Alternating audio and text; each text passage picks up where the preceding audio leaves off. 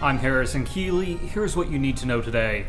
First, authorities are seeking the death penalty against Catherine Goins of Hixson. Police say Goins lied to her boyfriend about being pregnant and then murdered a local mom to steal her children. The killing happened at a home in Ringgold in September. Goins reportedly shot 30-year-old Natalia Roberts in the head and then took her two kids ages 3 weeks and 3 years old. Now, District Attorney Buzz Franklin has filed a motion to seek the death penalty. If convicted, she would be only the second woman on death row in Georgia. An elementary school principal has been found shot to death in Middle Tennessee. Police found 66-year-old principal Sharon Cantrell and her brother Tom Caulk dead near the road in Columbia, Tennessee. Police say Caulk killed his sister and shot her husband Terry. Terry then used a gun to kill Caulk. Sharon was principal at Spring Hill Elementary School. No charges have been filed against her husband. Sheriff Jim Hammond's son has been arrested. James Hammond IV has been charged with domestic assault. His wife says he jumped her when she got out of the shower, punching her in the face. She says he pushed her into a mirror and shattered it. Then he hit her in the head with a beer bottle. She was taken to a hospital where it took several staples to close her head wound.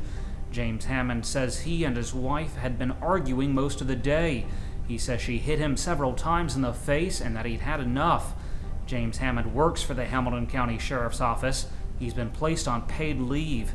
He's being held in the Hamilton County Jail on a $20,000 bond. He'll appear in court February 2nd. A man has been ticketed in Georgia for eating while driving. Madison Turner of Alabama ordered a cheeseburger at a McDonald's north of Atlanta last week. He says an officer followed him for 2 miles before pulling him over. The ticket apparently draws on the state's vague law against driving while distracted. Turner plans to fight the citation in court February 3rd. Should there be a plaque on Walnut Street Bridge memorializing 2 innocent black men who were lynched there? Columnist David Cook says there should be. The sign would honor Alfred Blunt, who was killed in 1893, and Ed Johnson, who was killed in 1906. Cook says some black Chattanoogans are so pained by the bridge that they still won't cross it today. Hamilton County Commissioner Greg Beck says he would pay for the plaque out of his discretionary funds, and the mayor's office says it welcomes a larger community discussion on the idea. The city of South Pittsburg just can't keep its police officers. Commissioners say about 5 officers have left the department in the last 2 years. Last week, Officer Nathan Billingsley resigned, and an hour later, Police Chief Dale Winters submitted his notice. Both are going to other law enforcement in the county. The constant turnover isn't good for the city, which pays for new officers to go to the police academy in exchange for 2 years of service, and then they leave. Commissioner Paul Don King says he doesn't know what's going on, but there's something wrong somewhere, and it's not good. Multiple North Georgia newspapers have been sold at a bankruptcy auction. The Cadoosa County News, Walker County Messenger, Calhoun Times, and Rome News Tribune have all been purchased. The papers were bought by Times Journal Incorporated, which owns the Marietta Daily Journal.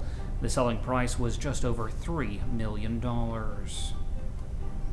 The Ringgold City Council tried to vote to get rid of an electronic sign in the middle of downtown, but instead they ended up voting to add a second one.